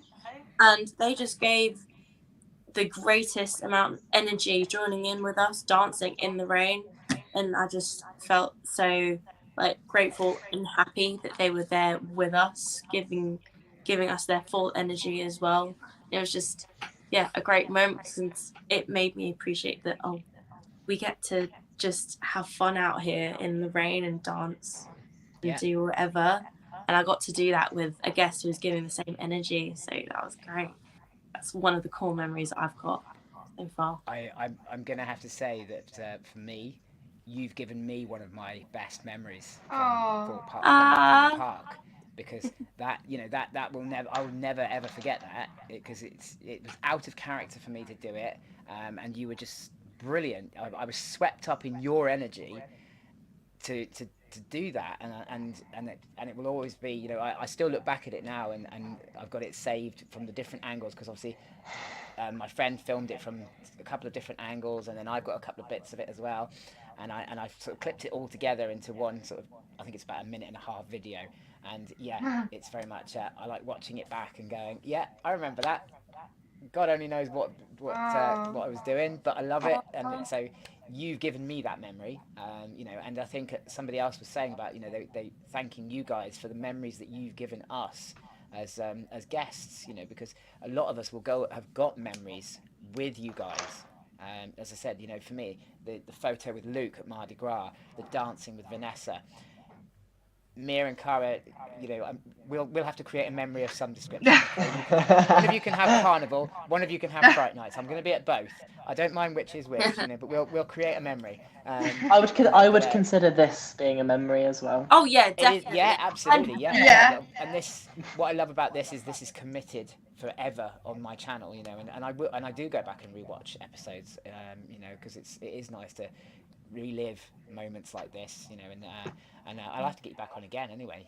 Don't think Yeah, you get away with 100%. one episode wonders. That's it. We'll be back. I just want to say something Sorry. quickly. Kind of sort of come back to the whole idols thing that you were talking about earlier.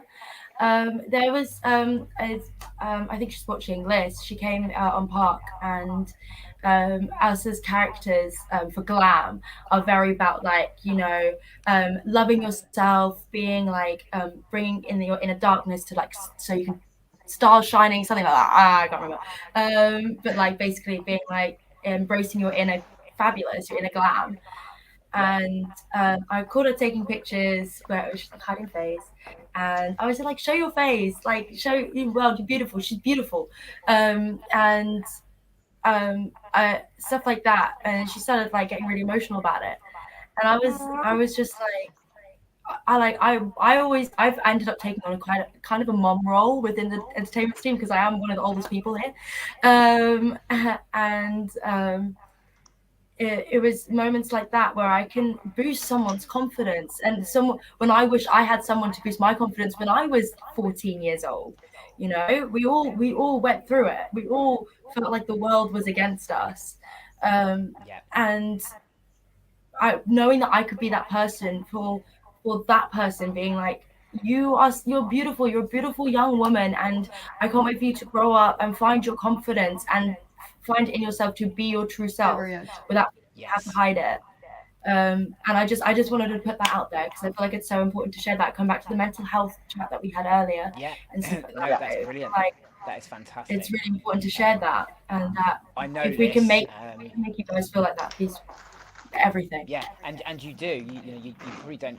You don't even realise that you wouldn't know unless we tell you.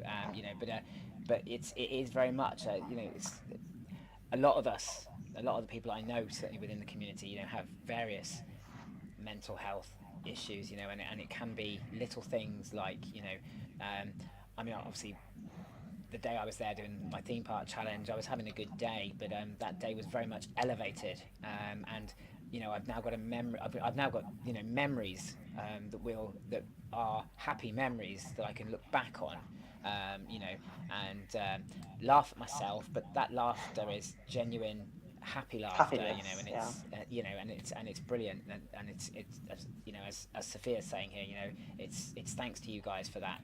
You've given us those memories, and that's brilliant. Kaz asked a bit earlier on. I missed her question. I apologise.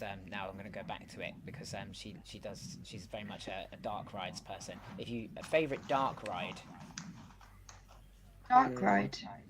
So Walking Dead would be considered a dark ride. Things like Curse at Alt Manor, those kind of basically sort of indoor rides that involve a darker theme. I would say Walking Dead. Or Ghost Train. I really like Walking Dead. Walking Dead, Ghost Train, and I don't know if it counts, but Mythica at Legoland I really like. I don't know if it counts as a dark ride, because it's not a dark theming, but it's indoors, and I love it. And I've been on 2 years. Skyline, that's it, like the Skyline. It's a dark ride. Yeah, I believe it is counted as a dark ride. Yes, absolutely. One of my favourites is Tomb Blaster. Oh, Yes! Tomb Blaster at Chesington. Love that. Absolutely love it. And I love the fact that it changes every year. I don't It's think I've huge. been there. Also, And it's huge.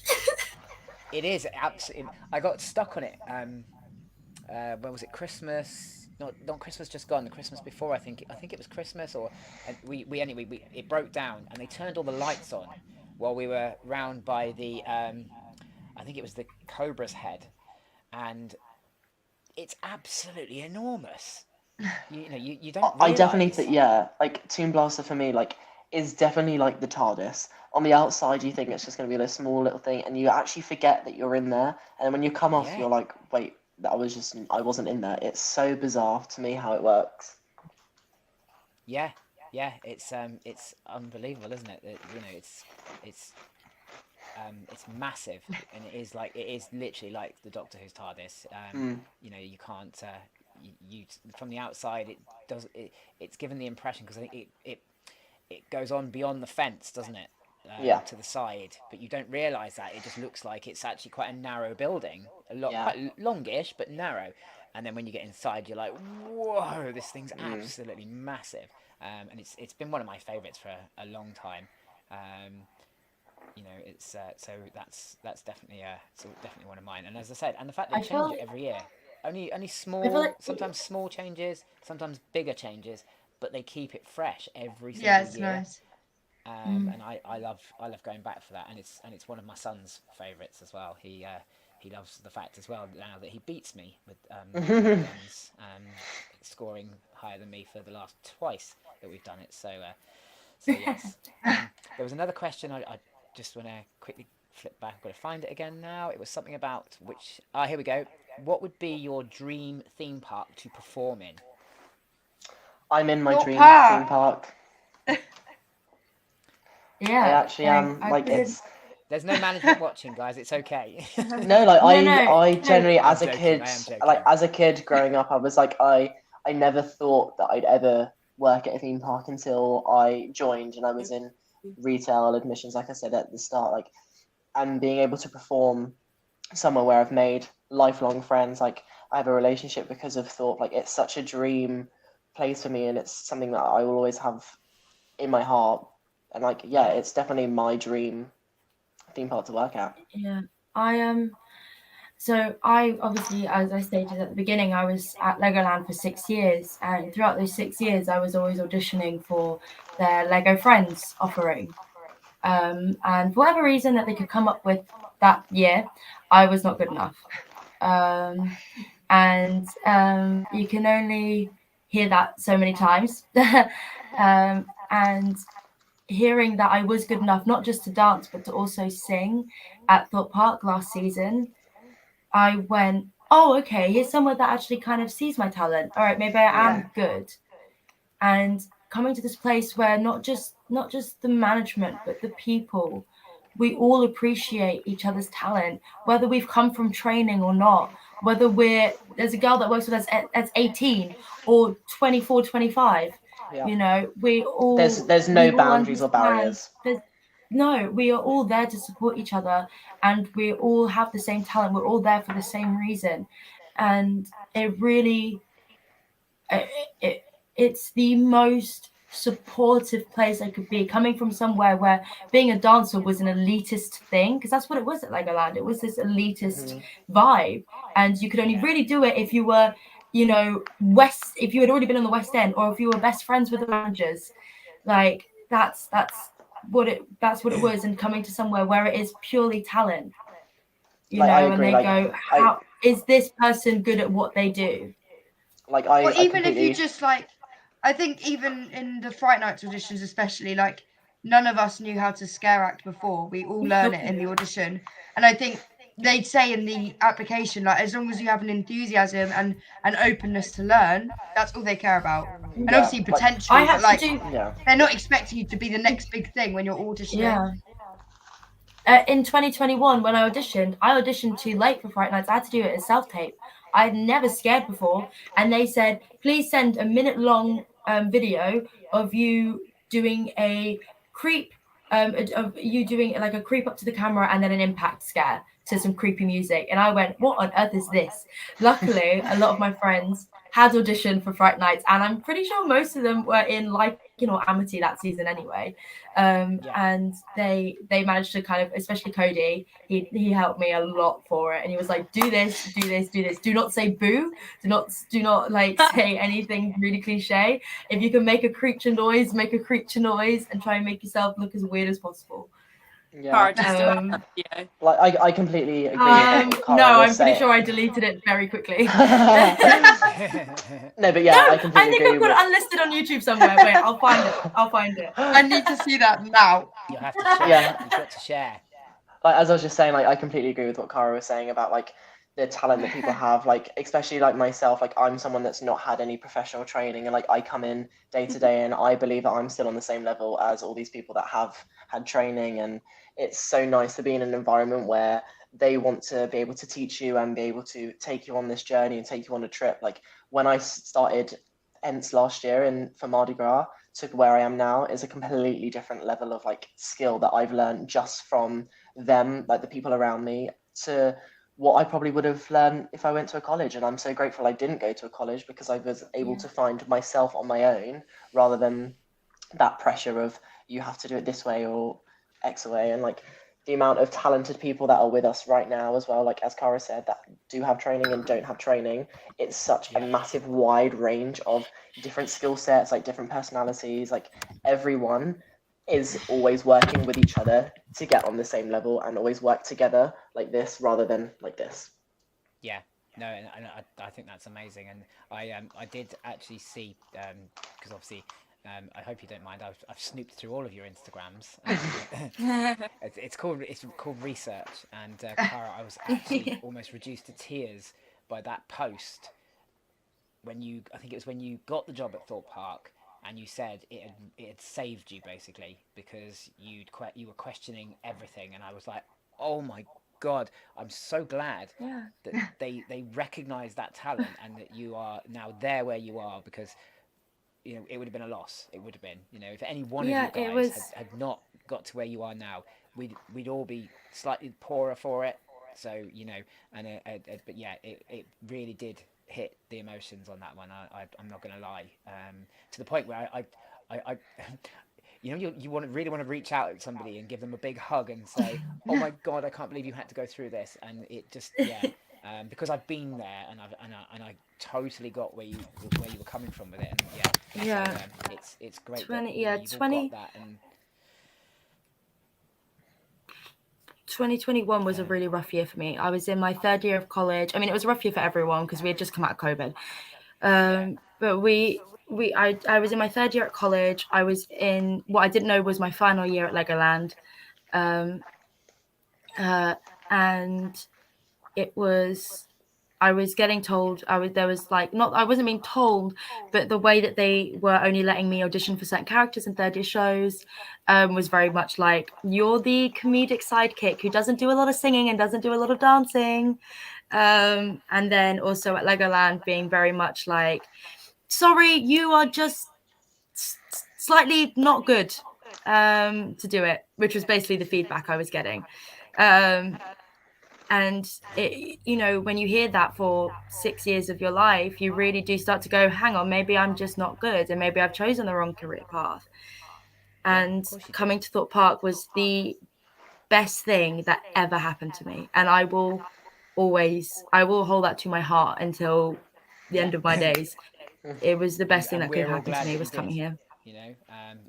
Obviously these guys here, for the friendship they've got with you, and us as guests, for the joy that you've brought to other people's lives now, as one of the entertainers at Thorpe Park. So and I'd like to think of you all as my friends too now, which is and I will come and pester you regularly on Park. I apologise. Please do it. We love it. Oh, I will do it. I will do it. Don't you worry. Kaz is asking favourite characters that you've played. I think you've touched on it slightly. So, but I definitely have a top three. I have a top three. Ooh, Luke's got a top three. Yeah, my starting at number one, as if like three would be my top. Number one would be my own character I created in Mardi Gras called Philippe Ezra, which is yeah. So yes, so it was just, there was one random day where I was rotated in, but as an extra, and they didn't want to send me home, so they were like, okay, just put on a costume and create a character and just roam for the day. And I decided to create this French painter who was the royal painter, and it was such an icon that guests loved it. And I got guests with paintbrushes painting the show as the shows was going on. Like, it was just so fun, and it was something that I love, and like, I still do it now randomly in like the green room of like people who got to meet Philippe. Like, it's actually, last week was Philippe's 1 year anniversary of being birthed, so that was quite fun. That's so weird. My second Oh my God, I one, can't believe it's been a year. I know. My second one is definitely Pickles the Clown, which is the one that Holly was asking about Yeah. in the junkyard. That was one of my all-time favorite clowns to play. And then my top one will always be an Amity student, and my name is Yay. yes, and it was Sebastian, or Sebi if you were nasty. And I just loved it. Like the characters we could play in Amity were like wide range, but it was the same person, just in different like character forms, and I just loved it. So yeah, they're my top three. Excellent. I definitely think I loved Nemesina and I loved Cupcake. But I have a top two, which is so controversial with my sleeper character in Platform 15 End of the Line. When I tell you the adrenaline rush that you get from scaring like big muscular men that are twice your height and make them run away screaming from you, my little 5 foot self. I can't tell you the adrenaline rush that you get. And you ask us how we I can can do it all day, and imagine. it's pure adrenaline. Fright Nights is a Yeah. pure adrenaline rush, and we get to the end of it, and then we all crash. Um, Yes. Yes. and then of course, Clarissa from Amity has to be my absolute favorite character I played. Whether she was a cheerleader, a jock, maybe not the jock. I didn't really like the jock too much, but that was my own issues that I had with them. Viper, and then of course a geek. She's a geek at heart. I remember an induction. Holly, our show captain, looked at me and was like, "You're a geek," and I went, "Yeah, I am, absolutely." Nerd. Brilliant. That's brilliant. What about you, Vina? Me? Well, I only have two to play with her, really, and that's Gigi from ThrillMakers and Chiselberg from Funk. Chiselberg. Ooh. What was it? Well, I think, yeah, definitely what Luke was explaining before. Like, our filmmakers, they're kind of, I guess, easier to stay in character for the day because it's still ourselves, but just a more hyped up, louder, brighter version of continuation version of ourselves that we keep Yeah. up. And I feel like Yeah. Gigi is just an extension of what is my high-spirited self that keeps me out of the gloom. Gigi is my reminder of all the power that I have, that I forget that I have when I'm in my dark moments. Yeah. So, That, yeah, yeah. I'm a That's brilliant. Gigi on that one. Yeah. We love Gigi. Gigi is brilliant. Gigi can't put a foot wrong for me. No. Loop, I loop it. Mia, how about you? I don't have a specific moment, but I loved being in Bozos, like being a clown. That was the first thing I did at Thorpe Park. Yeah, I didn't have like a specific clown name, but just being a clown every day. Like I found it so funny how people were like scared of clowns when all it is just like being intensely happy, and people were just terrified. But So I people are like still that. filmmakers for the same reason. Yeah, it's literally ThrillMakers and you've got paint on your face. Yeah. Yeah, I love that. It felt so free, like I could just shout at people and it's fine. But liked yeah, it. yeah. No, I think that's brilliant. Yeah. It's funny. Clowns are actually a real phobia, aren't they? My wife is actually terrified of clowns. Absolutely terrified. So she can't come to Fright Nights or do scare mazes because if there's even a slight possibility there's a clown in there, She unfortunately, didn't like it. she wouldn't be able to be held responsible for what she might do. She might lash out, and she would never want that to happen. So she sort of stays No. away. But yeah, she's terrified of clowns. Absolutely terrified. Whereas my 7-year-old son absolutely loves Pennywise. Love Pennywise. I love the Joker. I love Pennywise. Anything clowns. Yeah, it's Diddly anything diddly twisted wise and clowns. make that He's all over that. So yeah, but and I loved Bosos last year actually. I did it twice because the first run through I wasn't great. Second run through I did was good, and thankfully that was the run through I did on my birthday as well. So it was Good. it elevated for my birthday, which was perfect. And I went away very happy. But yeah, so well, guys, I think that's the last of the questions. and I've just realised we've been going for nearly 2 hours, and just, you know, when you get into this situation, you just don't realise where the time goes. No. No. No, Gone quick. I've It's gone quick. we've enjoyed this I think chat. we also just love having a chat. We love a chit Yeah. chat. We're performers. We can talk about ourselves for years. Yeah. We can talk about give us the topic of ourselves and we can talk to you all day. Yeah. It's like it's. Sorry, Luke, go on. See, he's and going I was just gonna say, like, it's just really nice, like, to be able to have this like break from what we do for the outside world. Of like, a lot of people always want to know like what we do and like all of that. So it's nice to be able to just give that kind of like inside info of like what goes on and like how we approach things and like how it does affect us in our lives as well. Like, it's just really nice to have that nice little break. Yeah. And also to like remind people that we are also people. We're not, we don't just exist in Thorpe Park. We have feelings and we have thoughts and opinions. And like, I feel like that gets forgotten a lot. You know, we get things shouted at us all the time. Yeah. My favorite thing that we get almost every day is, "Oh, you guys don't get paid enough for this." You don't know how much like, you get "Oh, you paid. just- yeah, you don't know how much we get paid," and we will not be talking about that because that's none of your business.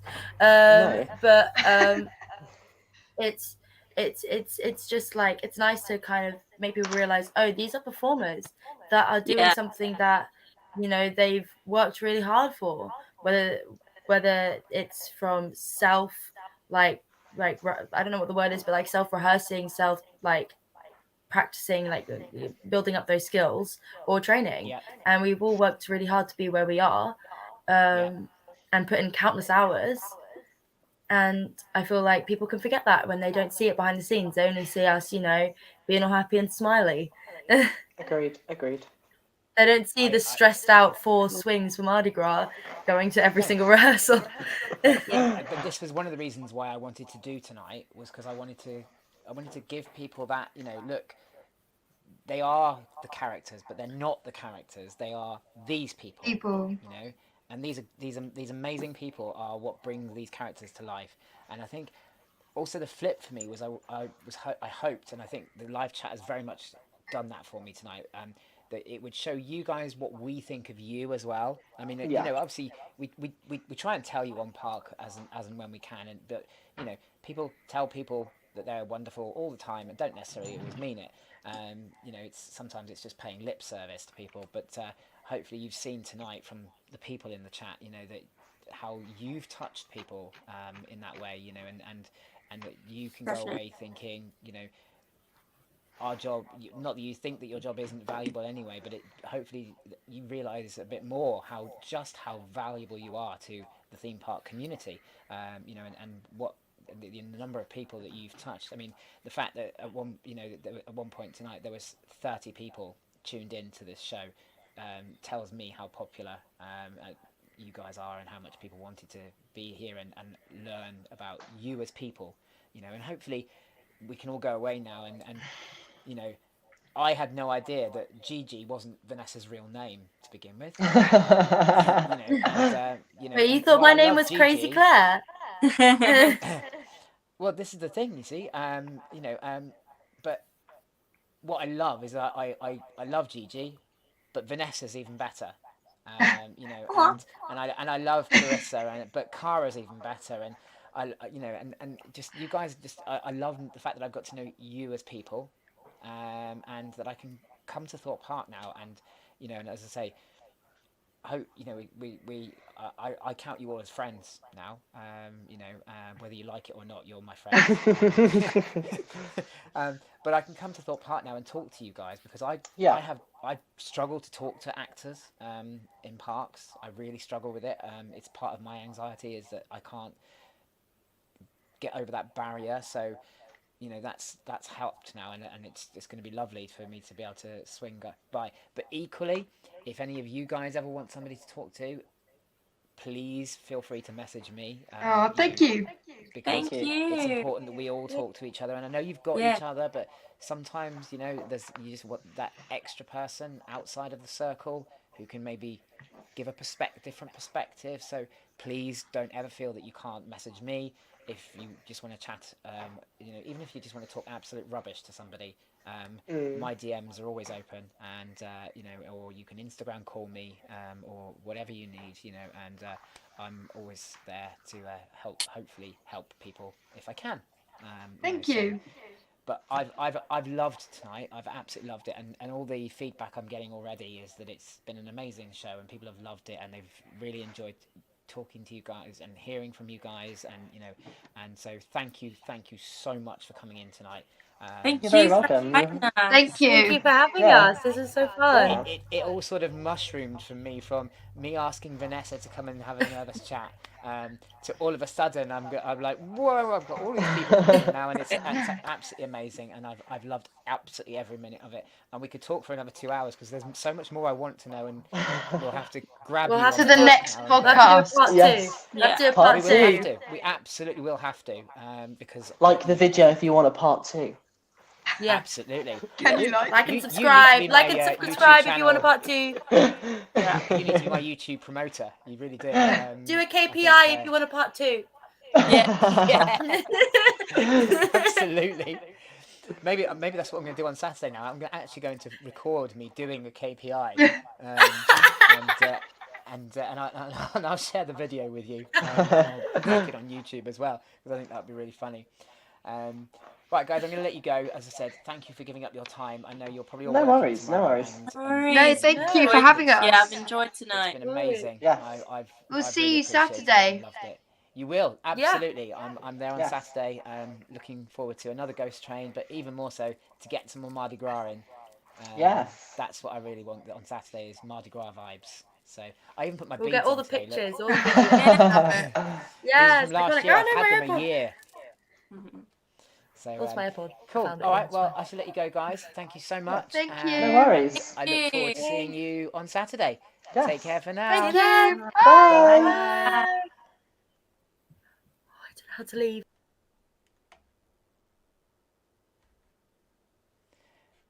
I'm just going to crack that back to full screen. Well, what a show, guys. What an absolutely amazing show. I have absolutely loved chatting to Cara and the team. They've been absolutely amazing, and I'm so grateful to them for giving up their time to come in and talk to us. You know, obviously we all knew they were amazing anyway, but I hope you've enjoyed the show as much as I have. Please hit the like button if you have enjoyed the show. Don't forget to subscribe if you're not already subscribed. If you're watching it on catch up, thank you for watching on catch up, and I hope you've enjoyed watching the show. And if you'd like to watch the live next time, we are live streaming every Monday at 8 o'clock. Next week I have got an Instagram-based account called Parks and Sharks coming in for a chat. People who I've finally got to meet, having followed and spoken to for quite some time on Instagram, and wanted to get them in just for a bit of a chat, and so that's next week, Parks and Sharks. Until then, as I say, thank you so much for watching. It is very much appreciated, every single one of you giving up your time to watch.